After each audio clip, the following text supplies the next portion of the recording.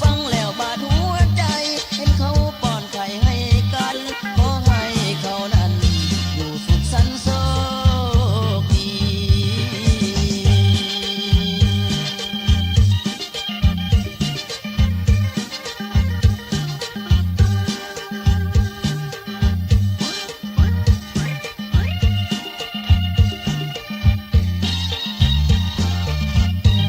พอเฮาสาวนาเลี้ยงควาย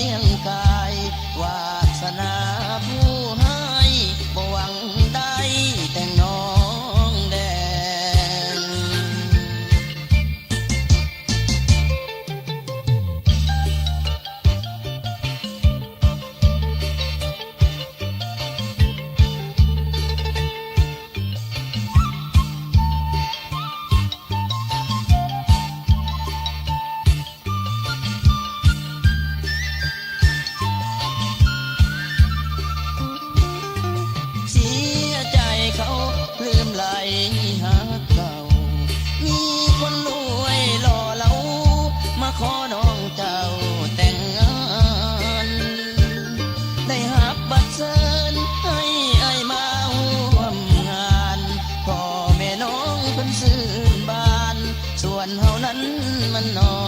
ยใจจนเงินแต่งบ่ได้น้องแดงมาคล้องจนทั้งเงิน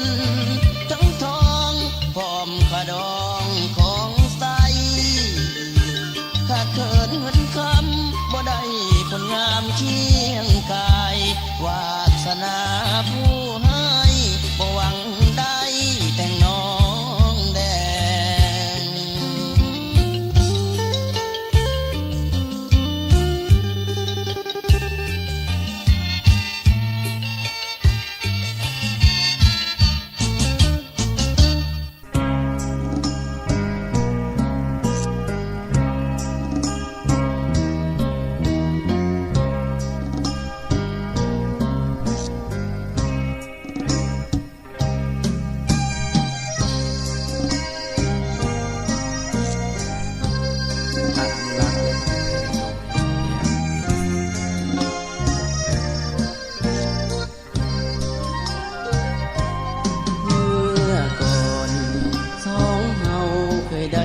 สุขสันต์เคยมีความสัมพันธ์บอกฮักกันว่าบ่ลืมลาว่าจะหักมันสัมพันธ์หาปรารถนาบ่มีว่าจะลืมลาสัญญาหักมันจนตายถ้าดินนั้นเป็นสักขีโปรดจงคิดช่วยทีสาวปานีคนดีนี่นาหากยังบ่ลืมให้กลับคืนมาสู่ท้องนาจงเห็นใจอ้ายเถิดขวัญตาจงกลับคืนมาบ้านนาเถิดนางลืมน้องลืมสัญญาก่อนเก่าบนที่สองเอาเว้าใต้ต้นกะเดาให้จำฝัง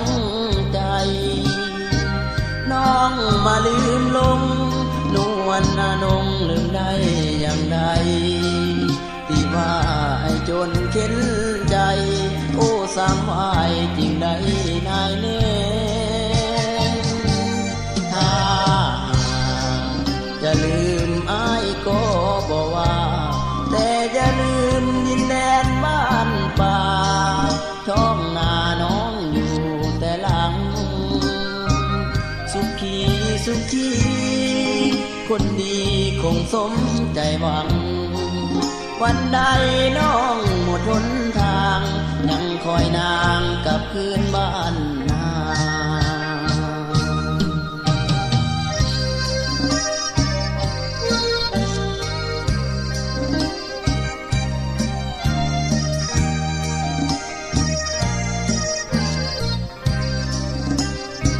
อนุรักษ์และเผยแพร่โดยเรียน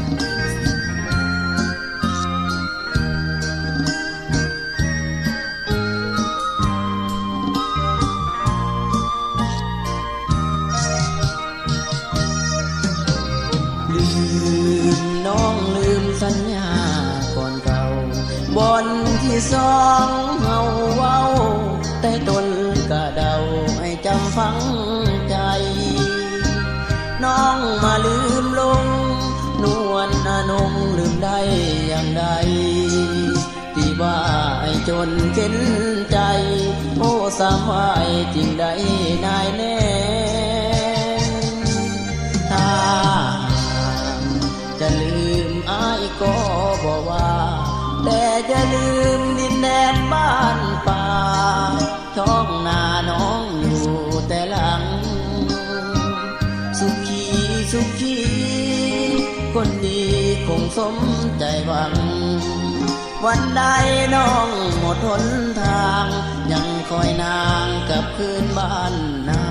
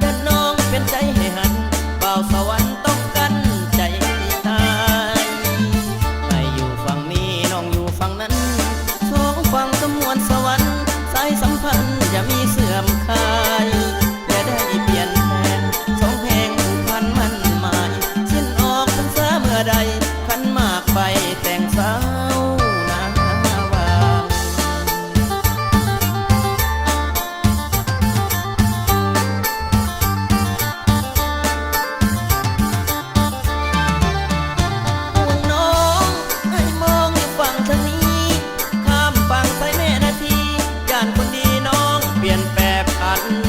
ตั้งใจจดจ่อยืนรอคอยน้องทุกวันแต่น้องเป็นใจให้หันบ่าวสวรรค์ต้องกันใจตายให้อยู่ฝั่งนี้น้องอยู่ฝั่งนั้นสองฝั่งสมวนสวรรค์สายสัมพันธ์อย่ามีเสื่อมคลายและได้เปลี่ยนแปลงสองแห่งผูกพันมั่นหมายสิ้นออกพรรษาเมื่อใดขันหมากไปแต่งสาวนา ค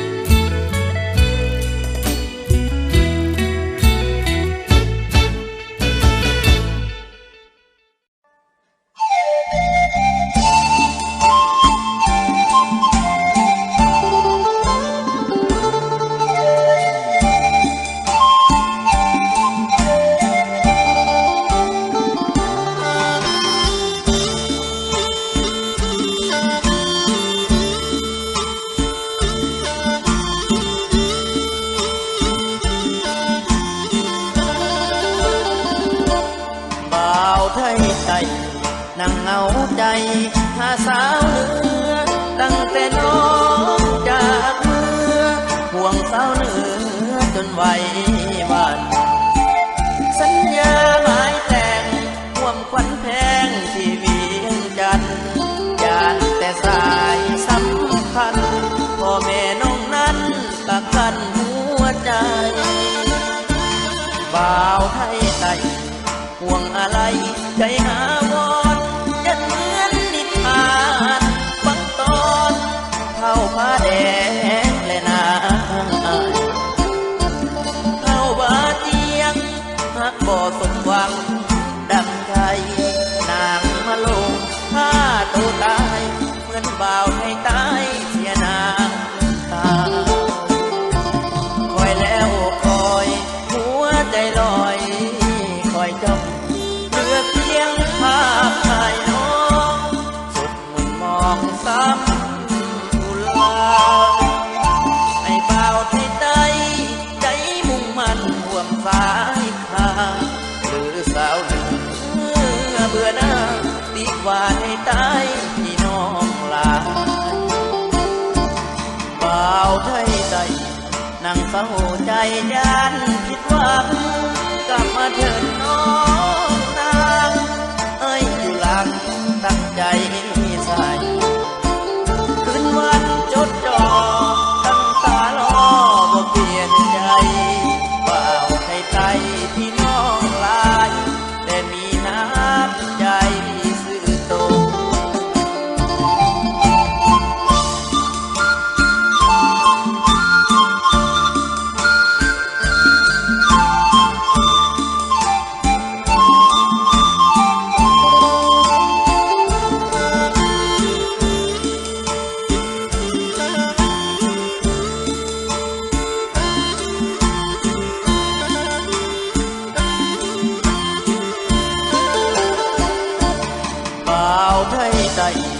นั่งเศร้าใจยานผิดหวังกลับมาเถิดน้องนางเอ้ยอยู่หลังตั้งใจใส่คืนวันจดจ่อตั้งตารอบ่เปลี่ยนใจบ่าวไทยใจพี่น้องลายแต่มีน้ำใจซื่อตรง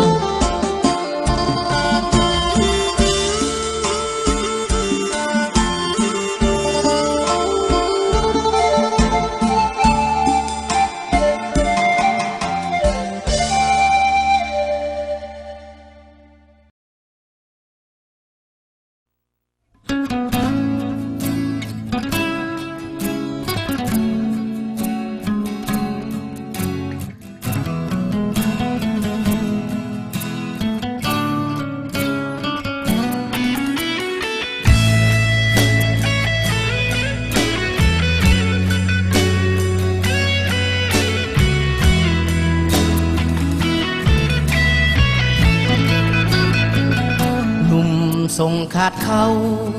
สาวเว้าบ่มีขี้มาเตะฝุ่นอยู่ลายังว่ากระเป๋าเงินแปรนอนเดึกตื่นสวยสวยโลดไผเอาลองแม่ถ้าเอาเป็นผัวถูกแท้เสื้อแม่ผู้ชายพันนี้เทียบใส่ขี้มาได้ฟังเสียความหูสึกเทียบใส่พี่ลึกในโตหาดีบ่มีสาวตาบอดถึงโตอายนี่แหละคนดีลองเอาเป็นแฟนเบิ่งตีสิหูพระเอกโตจริงเครื่องของนอกกายส่งเสื้อคลาดมาหาใหม่สำคัญหัวใจวัดใจจริงหูความจริงบ่เที่ยวขี้โมปวดโตว่าโกโซยิงบ่หลอกกอกกิ้งเสื้อได้ผู้ชายพันนี้หนุ่มทรงขาดเขาส าวเว้าบ่มีขี้มาขอห้องเถิดนาสาวว่าถ้าบ่ผู้ดีลาเอ้ยสาวเอ้ยบ่ฮู้อย่าเว้าเสียดสีหนุ่มส่งขาดเขาคนนี้ถ้าเลือกสิบ่ผิดหวัง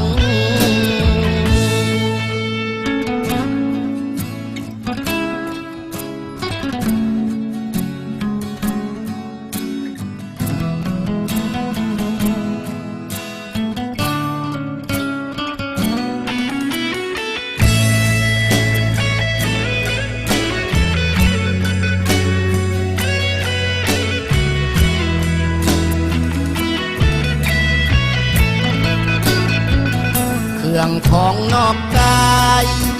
ส่งเสื้อขาดมาหาใหม่สำคัญหัวใจวัดใจจริงหูความจริงบ่เที่ยวขี้โมปวดโตว่าโกโซยิงบ่หลอกบอกจริงเสื้อได้ผู้ชายพันนี้ส่งขาดเขาสาวเว้าบ่มีขี้มาขอห้องเถิดนาสาวว่าถ้าบ่ผู้ดีลาเอ้ยสาวเอ้ยบ่ฮู้อย่าเว้าเสียดสีหนุ่มส่งขาดเขาคนนี้ถ้าเลือกสิบ่ผิดหวัง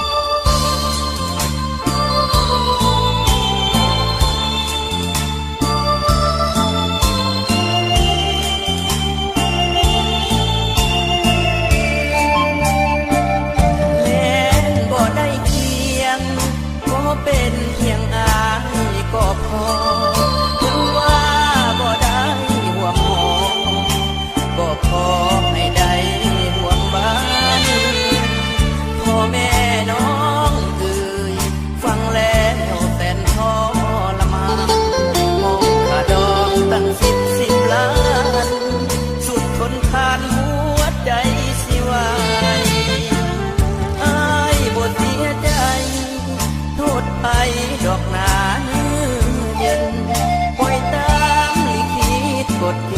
ณฑ์ขอเป็นเพียงอายตามไว้วัตถุเงินทองนั้นมากับกันหัวใจแม่นเคยทำดีเอาไว้ยังบ่ได้อยู่ในสายตาทั้งอายและน้องปองดองของหักแน่นเหนียว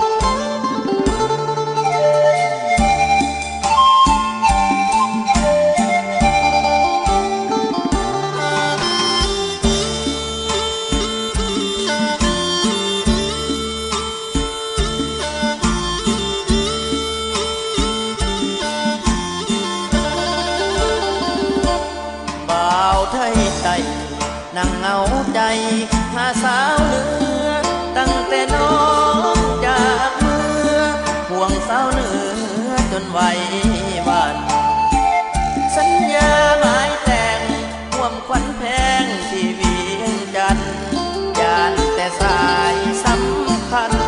พ่อแม่น้องนั้นกักกันหัวใจบ่าวไทยไต่ห่วงอะไรใจอาวรณ์ยันเหมือนนิทานฟังตอนเท่าผ้าแดงและนางอายเท่าบาเจียงหักบ่สมหวังดังใจนางมาลงผ้าตัวตายเหมือนบ่าวไทยตายเสียนางตาคอยแล้วคอยหัวใจลอยคอยจ้องเหลือเพียงภาพถ่ายน้องสุดมุนมองซ้ำอุลาให้บ่าวไทยใจใจมุ่งมั่นห่วงสายทางหรือสาวหนึ่งเบื่อหน้าตีกว่าให้ตายพี่น้องลาบ่าวไทยใจนั่งเศร้าใจยานผิดหวังกลับมาเถิดน้องนางเอ้ยอยู่หลังตั้งใจใส่คืนวันจดจ่อตั้งตารอบ่เปลี่ยนใจบ่าวไทยใจพี่น้องลายแต่มีน้ำใจซื่อตรง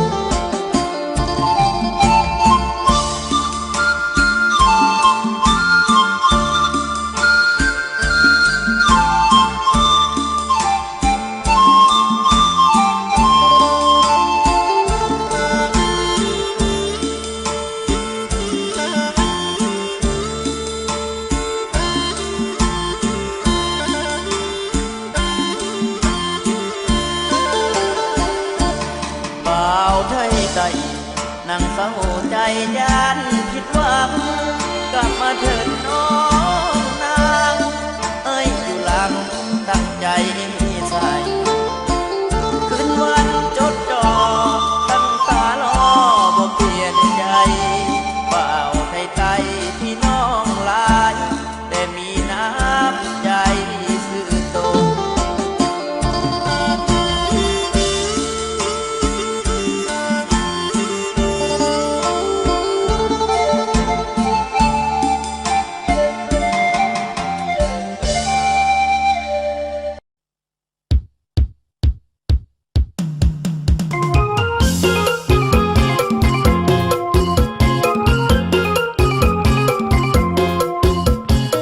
ไปจักจอกสองจอกสักก่อนนะเหล่าบงยาของทานหน้าว่าบ่ได้ลองเหลืองอยู่ในขวดแก้วได้กินแล้วผัดผักหลาย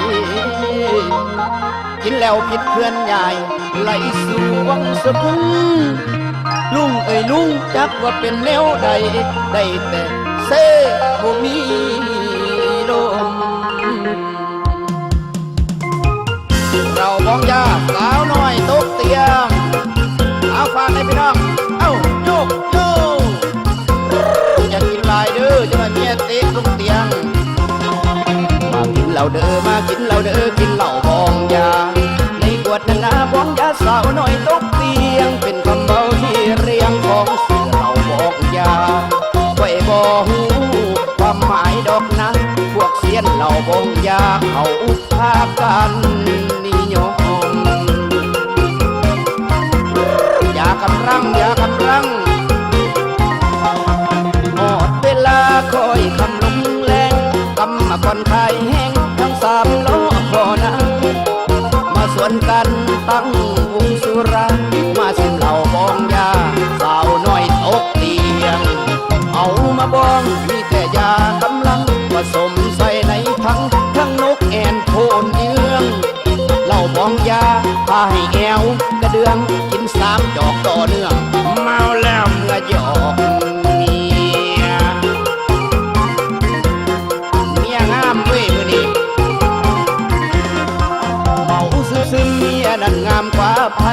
ปัดบอกเหล่าเข้าไปมีแหงแข่งแหงขาเห็นให้มีอารมณ์เฮฮาถ้ากินเกินอัตราเหล่าบองยาพาตกเตียง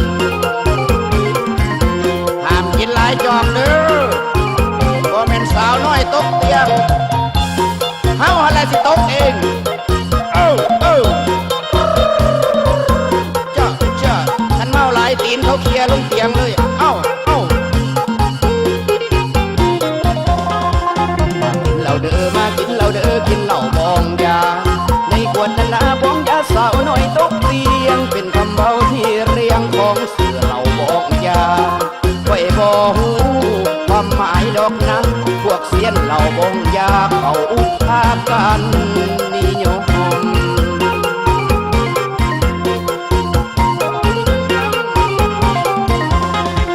อดเวลาคอยคำลุกแรงกำมาก่อนไทยแห้งทั้งสามล้อพอนะมาสวนกันตั้งวงสุรามาสิเหล่าบองยาสาวน้อยตกเตียงเอามาบองมีแต่ยากำลังผสมใส่ในทั้งนกแอนโทนเยืองเหล่าบองยาพาให้แอวกระเดืองกิน3 จอกต่อเนื่องเมาแล้วเมื่อหยอกเมียงามเว้ยมื้อนี้เมาซึมเมียนั่นงามกว่าไผบัดบอกเหล่าเข้าไปมีแห้งแข็งแห้งขาเฮ็ดให้มีอารมณ์เฮฮาถ้ากินเกินอัตราเหล่าบองยาพาตกเตียง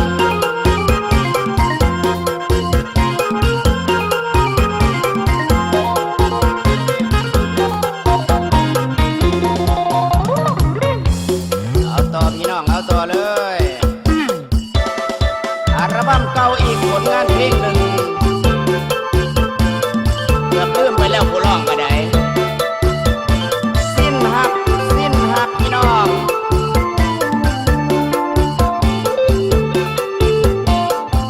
ได้ยินแต่เสียงสำเนียงเขามาให้ข่าวปวดเล่าเหมือนมีติดกลางดวงใจเว้นเอ๋ยเว้นกรรมได้ทำสิ่งใดเอาไว้นวลน้องมาตัดเนื้อใหญ่เว้นอันใดที่ได้ทำมาได้ยินแต่เสียงสำเนียงเขามาให้ข่าวว่าแม่เจ้าเขาหับมันจัดงานวิวาเขามีแหวนจองเงินทองมอบให้กันเดินไอ้คนสิ้นวาสนาจนเงินตราน้องลาจากไป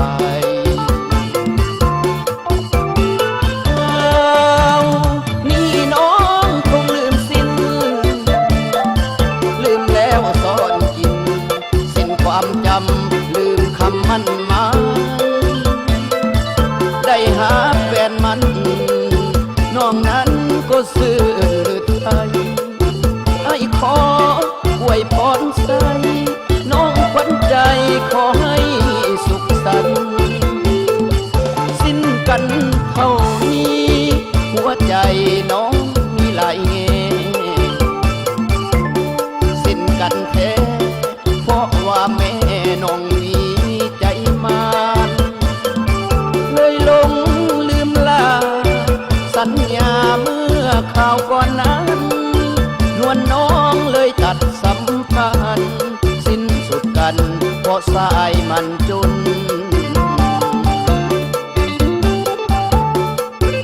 ฝากผลงานสิ้นหักพี่น้องเอ้าเต้นกันรถ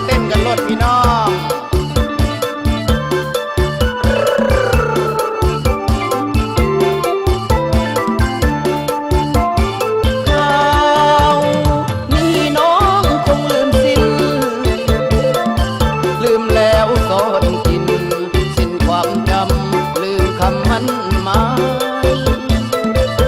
ได้หักแฟนมันน้องนั้นก็ซื่อไทยไอ้ขอไว้พรใส่น้องขวัญใจจงได้สุขสันต์สิ้นกันเท่านี้หัวใจน้องมีหลายแง่สิ้นกันแท้เพราะว่าแม่น้องมีใจมันเลยลงลืมลาสัญญาเมื่อข่าวก่อนนั้นนวลน้องมาตัดสัมพันธ์สิ้นสุดกันเพราะสายมันจน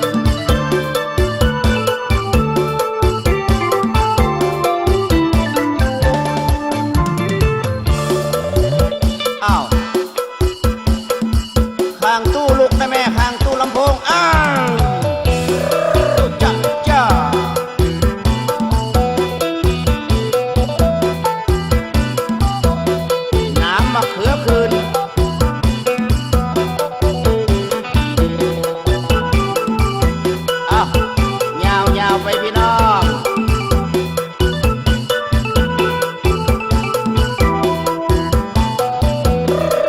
จัดจ้าปากโอบขาบน้ำตาลปากหวานเทโนผู้สาวอายมันขี้ขาดตาขาวเลยบ่ท่านเหลี่ยมสาวเหลี่ยมรอกเหลี่ยมรวงหากเจ้าสิลมสิตายมอบใจทั้งหึงทั้งหวงอายเกือบเป็นบ้าพวงเมื่อเห็นเจ้าพวงเกาะแขนซ้ายเฮ้ยเหลือใจเด้อโอ้เด้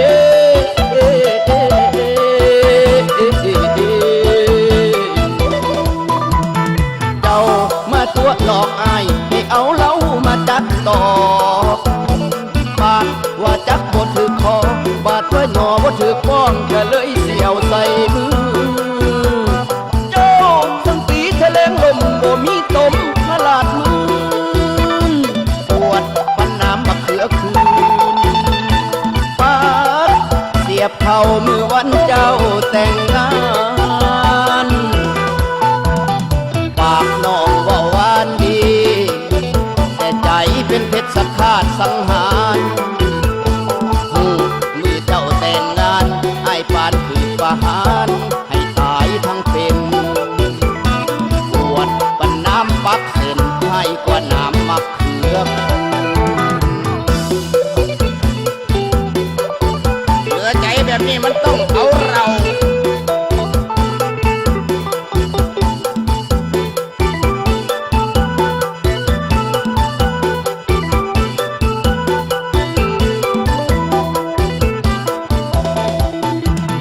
โอ้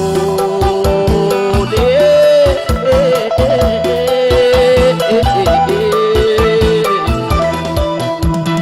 เจ้ามาตัวหลอกอายให้เอาเหล้ามาจัดต่อบาดว่าจักบ่ถือคอบาดว่าหยอบ่ถือป้องก็เลยเสียวใส่มือเจ้าสังตีทะเลงลมบ่มีตมมาลาดมือปวดปันน้ำบักเขือคืนปากเสียบเข่ามือวันเจ้าแต่งงานปากน้องว่าหวานดีแต่ใจเป็นเพชรสักขาดสังหาร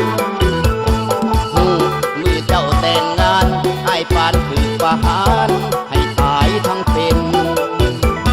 ปวดปันน้ำปักเส้นให้กว่าน้ำมักเขือก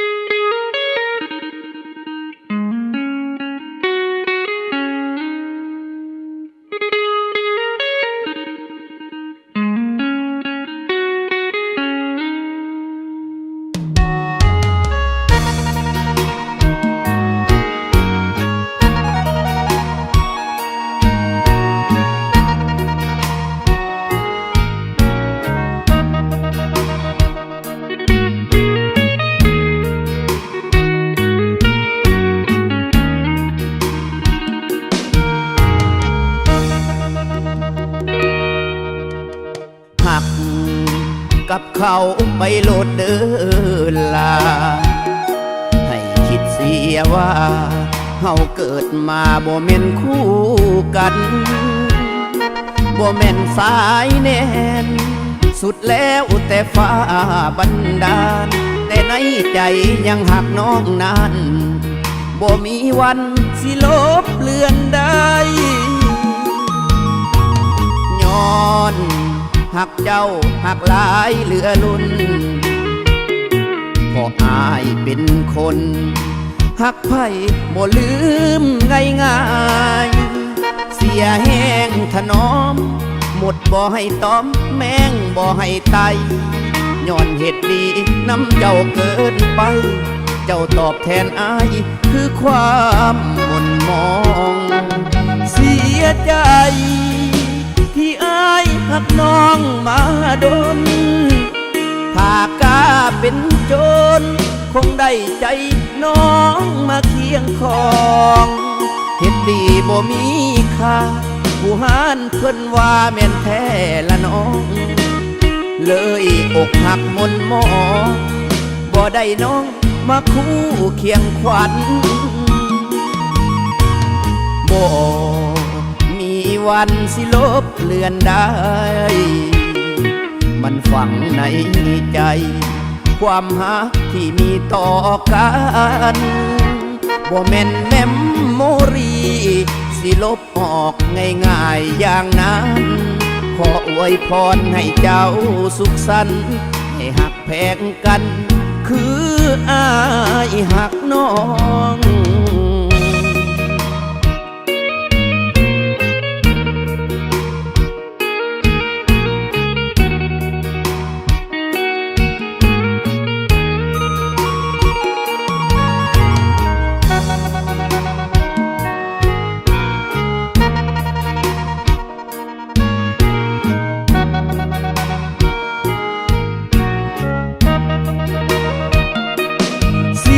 ใจที่อายหักน้องมาดนถ้ากล้าเป็นโจรคงได้ใจน้องมาเคียงคองเฮ็ดดีบ่มีค่าผู้หานเพิ่นว่าแม่นแท้ละน้องเลยอกหักมนหมอบ่ได้น้องมาคู่เคียงขวัญบ่มีวันสิลบเลือนได้มันฝังในใจความหักที่มีต่อกันบ่แม่นแมมโมรีสิลบออกง่ายๆอย่างนั้นขออวยพรให้เจ้าสุขสันต์ให้หักแพงกันคืออายหักน้อง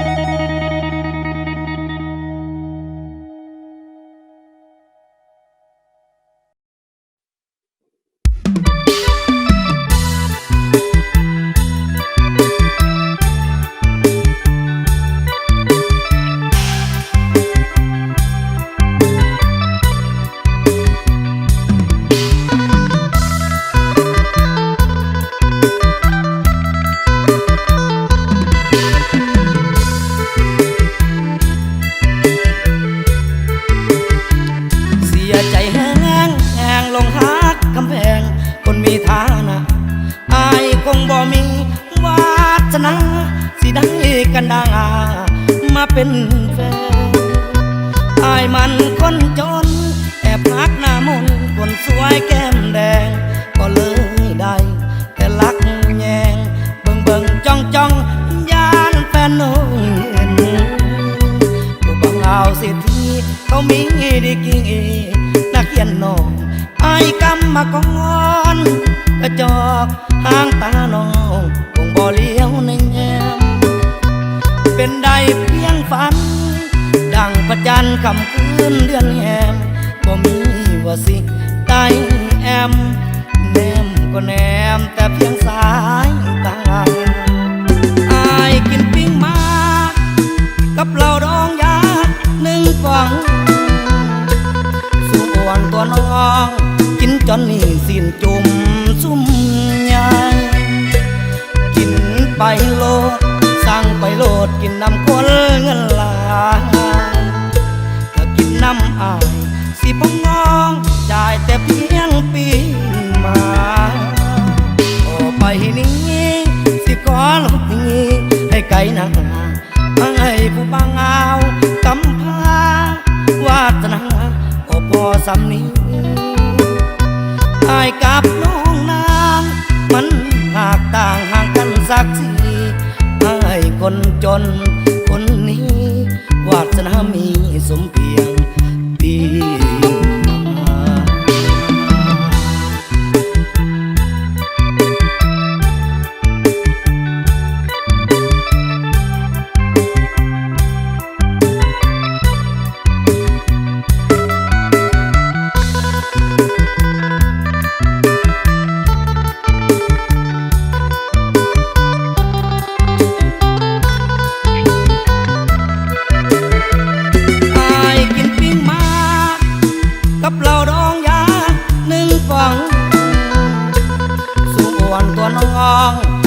จนนี่สิ้นจุม